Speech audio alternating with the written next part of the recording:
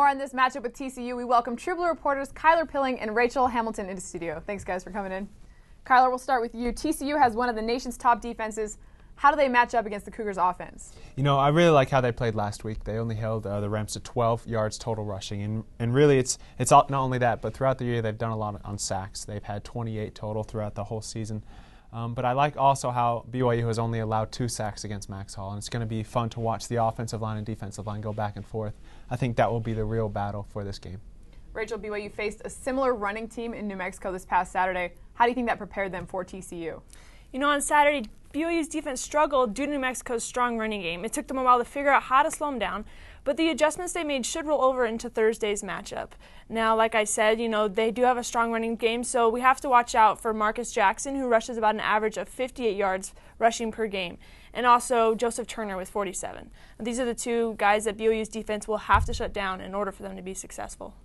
Last time BYU faced TCU a couple years ago, it was a real turning point in the season, beating a ranked opponent on the road. This year, the tables have kind of turned. The similarities in that matchup. You know, going into that game, BYU had lost 13 straight games to ranked opponents, and that was pretty impressive for them to win that game. And then coming in here, each time that the TCU holds their opponent under 17 points, Coach Patterson leads them to victory 40 straight times, and it's quite impressive to see that. So I think there will be a lot of pressure for the game on both sides. Another source of pressure. They have a game Saturday. Now they've got a game Thursday. How does that influence the way the team's going to play this week? Yeah, that's definitely a big influence in the matchup they have this week. You know, yesterday I talked to the players, and they told me a couple things. First, how Coach already told them to start looking at film on Saturday night after their game, both of TCU and their game against Mexico on Saturday. Just secondly, how quick this week is, giving them less time to recover from Saturday's game, making practices that much harder. But, you know, TCU is their biggest matchup so far of conference this season, so I think they're ready for it. What are your guys' final game score predictions for this week? I don't think it will be as cold as Saturday, so I think it will be 28-14. Cougars take the victory. Okay.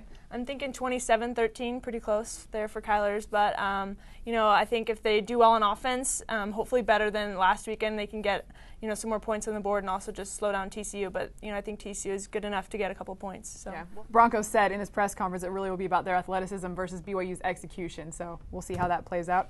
Thanks for coming in to talk to us.